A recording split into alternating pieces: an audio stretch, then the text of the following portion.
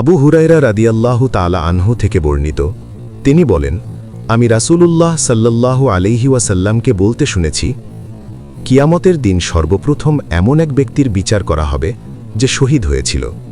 তাকে আল্লাহর দরবারে আনা হবে। অতঃপর আল্লাহ তাকে প্রদত্ত নেয়ামতসমূহের কথা স্মরণ করিয়ে দেবেন এবং সে তা স্বীকার করবে। আল্লাহ বলবেন, তুমি এসব নেয়ামতের বিনিময়ে কি আমল করেছ? সে বলবে, আমি আপনার সন্তুষ্টির জন্য লড়াই করেছি এবং শেষ পর্যন্ত শহীদ হয়েছি। আল্লাহ বলবেন, তুমি মিথ্যা বলছ, বরং তুমি এজন্য লড়াই করেছিলে যেন তোমাকে বীর বলা হয়, আর তা বলা হয়েছে। অতঃপর তার ব্যাপারে নির্দেশ দেওয়া হবে এবং তাকে উপুর করে টেনে হেঁচড়ে জাহান্নামে নিক্ষেপ করা হবে।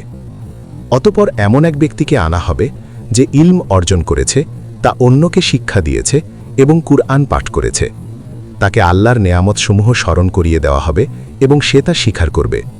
আল্লাহ বলবেন, তুমি এই নেয়ামতগুলোর বিনিময়ে কি আমল করেছ?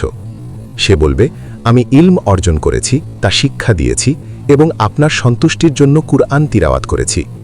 আল্লাহ বলবেন, তুমি মিথ্যা বলছ, বরং তুমি ইলম অর্জন করেছিলে যেন তোমাকে আলেম বলা হয় এবং কুরআন পড়েছিলে যেন তোমাকে কারি বলা হয়, আর তা বলা হয়েছে। অতঃপর তার ব্যাপারে নির্দেশ দেওয়া হবে এবং তাকে উপুর করে টেনে হেঁচড়ে জাহান্নামে নিক্ষেপ করা হবে। অতঃপর এমন এক ব্যক্তিকে আনা হবে যাকে আল্লাহ সচ্ছলতা দিয়েছিলেন এবং সব ধরনের ধন সম্পদ দান করেছিলেন।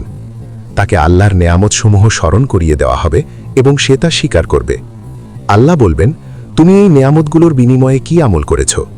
সে বলবে, যেসব খাতে ব্যয় করলে আপনি খুশি হন এমন কোনো খাত আমি বাদ দেইনি যেখানে আপনার সন্তুষ্টির জন্য ব্যয় করিনি। আল্লাহ বলবেন, তুমি মিথ্যা বলছ, বরং তুমি এজন্য দান করেছিলে যেন তোমাকে দানবীর বলা হয়, আর তা বলা হয়েছে। অতঃপর তার ব্যাপারে নির্দেশ দেওয়া হবে এবং তাকে উপুর করে টেনে হেঁচড়ে জাহান্নামে নিক্ষেপ করা হবে।